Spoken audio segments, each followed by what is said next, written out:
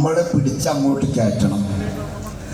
ആ കയറ്റുന്നിടത്ത് പല ഡ്രൈവർമാരും ഈ രാജ്യത്ത്, കേരളത്തിൽ തന്നെ അല്ലെങ്കിൽ ഈ രാജ്യത്ത് തന്നെ സാന്ത്വനത്തിൻ്റെ ഒരു ആംബുലൻസ് മാത്രമൊന്നല്ല, പല ആംബുലൻസുകളും ഈ കേരളത്തിലും രാജ്യത്തും നടക്കുന്നുണ്ട്. പക്ഷേ നമ്മുടെ ആംബുലൻസുകളൊക്കെ അതിൽ നിന്നും വ്യത്യസ്തമായിട്ടുള്ളതായിരിക്കണം. അതിൻ്റെ അർത്ഥം അതിലുള്ള ഓരോ ഡ്രൈവർമാരും അതിൽ നിന്ന് വ്യത്യസ്തരായിരിക്കണം. ഒന്ന്, രോഗികൾക്ക് വേണ്ട ഹിദ്മാത്ത് ചെയ്യാൻ കഴിയുന്ന ഒരാളായിരിക്കണം. ആ രോഗി ചിലപ്പോൾ ആംബുലൻസിൽ മലമൂത്ര വിസർജനം ചെയ്തിട്ടുണ്ടാവും.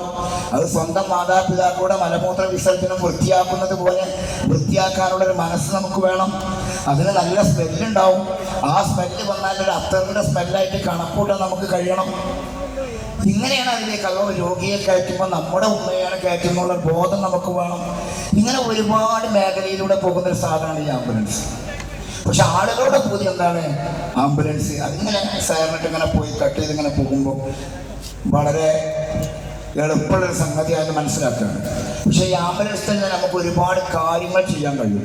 ഒരു രോഗിയെ വൃത്തിയാക്കലും ഒരു രോഗിക്ക് വേണ്ട എല്ലാ സംവിധാനവും. എനിക്ക് ഒന്ന് രണ്ട് കാര്യങ്ങൾ, നമ്മുടെ സമയം വളരെ പരിമിതമാണ് എന്നുള്ളത് അറിഞ്ഞുകൊണ്ട് തന്നെ ഒന്ന് രണ്ട് കാര്യങ്ങൾ നിങ്ങളുടെ മുമ്പിൽ ഓർമ്മപ്പെടുത്തി ആർക്കെങ്കിലും അത് ഉപകാരപ്പെടുമെങ്കിൽ അത് ഉപകരിക്കട്ടെ എന്ന് കരുതിയിട്ടാണ്. ഞാൻ മഞ്ചേരി മെഡിക്കൽ കോളേജിൽ നിന്ന് വെല്ലൂർ CMC ഹോസ്പിറ്റലിലേക്ക് നട്ടലിന് ക്യാൻസർ ബാധിച്ച ഒരു ഉമ്മയുമായി പോവുകയാണ്. ആ ഉമ്മക്ക് മൂക്കിലൂടെ പൈപ്പ് ഇട്ടിട്ടുണ്ട്. ആ പൈപ്പിലൂടെയാണ് എന്ത് കൊടുക്കേണ്ടത്? ഭക്ഷണ പദാർത്ഥം കൊടുക്കേണ്ടത്.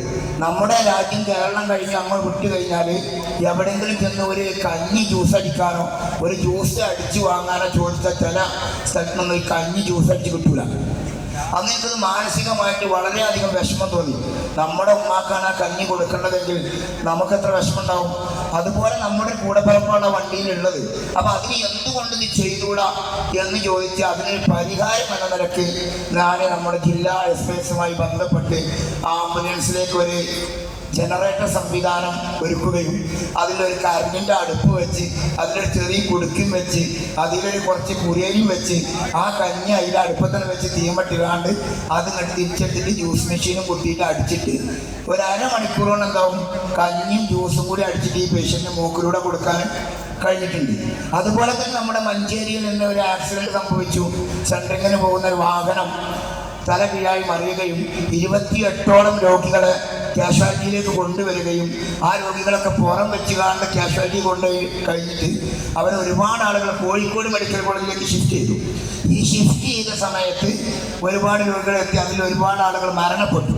അതിൽ ഒരു രോഗിയെ കൊണ്ടുപോകാൻ സാമ്പത്തികമായിട്ടില്ല എന്നും അതിൻ്റെ കൂടെ ഒരു മയ്യത്ത് കൂടി കൊണ്ടുപോകാനെന്ന് തന്നെ അറിയിക്കുകയും അതിൻ്റെ അടിസ്ഥാനത്തിൽ നമ്മുടെ ആംബുലൻസിൽ ഒരു മയ്യത്ത് കയറ്റി തൊട്ടടുത്ത 2 സീറ്റിൽ 2 രോഗികളെ കയറ്റി അതിന് ഹെൽപ്പിന് ഒരാളെ വെച്ചിട്ട് ഞാൻ പോവുകയാണ് ആസാമിലേക്ക്.